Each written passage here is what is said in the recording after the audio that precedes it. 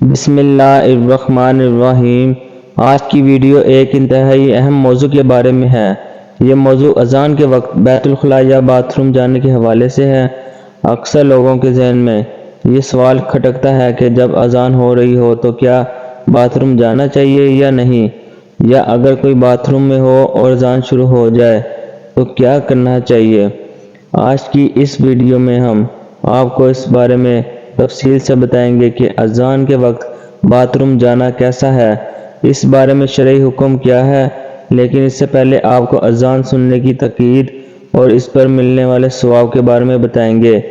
حضرت ابو ہریرہ رضی اللہ تعالیٰ عنہ کہتے ہیں کہ میں نے رسول اللہ صلی اللہ علیہ وسلم کو فرماتے ہوئے سنا، مؤذن کی آواز جہاں تک پہنچتی ہے اس کی مغفرت کر دی جاتی ہے، اور ہر خشک و تر اس کے لیے مغفرت طلب کرتا ہے، اور اذان سن کر نماز میں حاضر ہونے والے کے لیے 25 نیکیاں لکھی جاتی ہیں، اور 2 نمازوں کے درمیان کے گناہ بخش دیے جاتے ہیں۔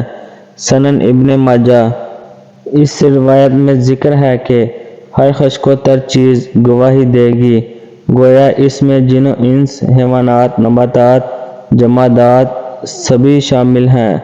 حضرت عبد الرحمن بن ابو صعصع سے روایت ہے کہ مجھے ابو سعید خدری رضی اللہ تعالیٰ عنہ نے فرمایا، میں دیکھتا ہوں کہ تمہیں بکریوں اور جنگل میں رہنا پسند ہے، اس لیے جب تم جنگل میں اپنی بکریوں کو لیے ہوئے موجود ہو اور نماز کے لیے اذان دو تو تم بلند آواز سے اذان دیا کرو، کیونکہ جن و انس بلکہ تمام ہی چیزیں جو مؤذن کی آواز سنتے ہی قیامت کے دن اس پر گواہی دیں گی۔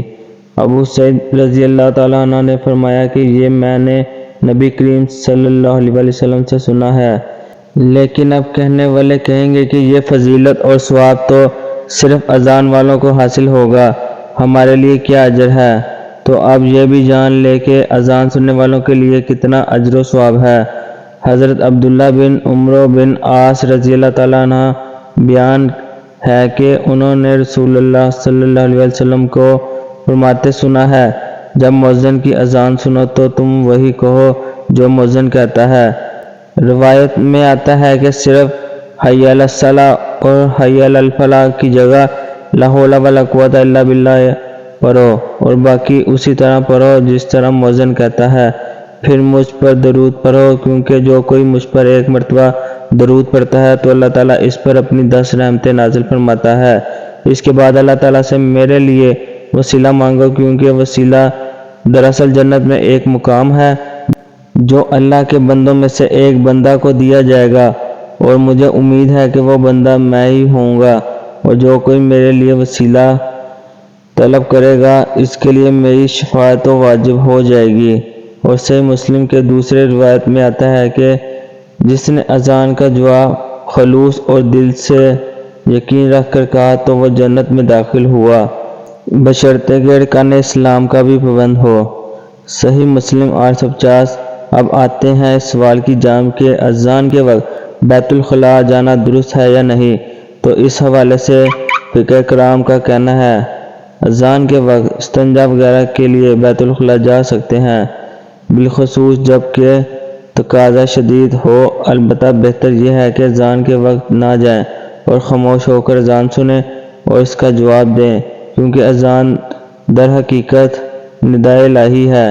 اس کا ادب و احترام یہ ہے کہ آدمی جس کام میں مشغول ہے یا جس کام کو کرنا چاہتا ہے اس کو موقوف کر دے اور اذان سن کر جواب دے۔ مغرب کی اذان کے بعد جماعت کھڑی ہونے میں وقفہ چونکہ بہت کم رہتا ہے، اس لیے مغرب سے پہلے ہی استنجا وغیرہ سے فارغ ہو جانا چاہیے تاکہ جماعت فوت نہ ہو۔ لیکن اگر کسی کو عین اسی وقت استنجا وغیرہ کی شدید ضرورت محسوس ہو تو وہ جا سکتا ہے۔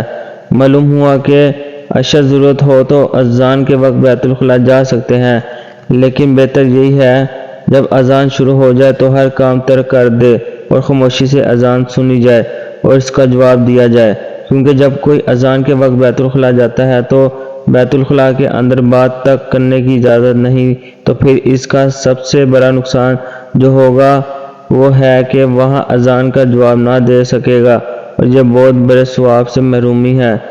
جس ثواب کا ذکر مذکورہ بالا احادیث میں گزرا یہ تھا۔ اس سوال کا جواب اب ہم آپ کو اذان کے چند مزید فضائل سنائیں گے۔ حضرت ابو سعید خدری رضی اللہ تعالیٰ عنہ سے روایت ہے کہ رسول اللہ صلی اللہ علیہ وسلم نے فرمایا، اگر لوگوں کو اذان کے ثواب کا علم ہو جائے تو وہ اس کی خاطر تلواروں کے ساتھ باہم برسر پیکار ہو جائیں۔ حضرت عبداللہ بن عمر رضی اللہ تعالیٰ عنہ آپ صلی اللہ علیہ وسلم سے روایت نقل کرتے ہیں کہ 3 قسم کے لوگ قیامت کے دن مشق کے ٹیلے پر ہوں گے، جنہیں دیکھ کر تمام اولین و آخرین رشک کریں گے۔ ایک ایسا غلام جو اللہ اور اپنے آقا کے حقوق ادا کرتا ہو، دوسرے وہ امام جس سے اس کے مقتدی راضی ہوں، تیسرے وہ مؤذن جو 5 وقت کی اذان دیتا ہو۔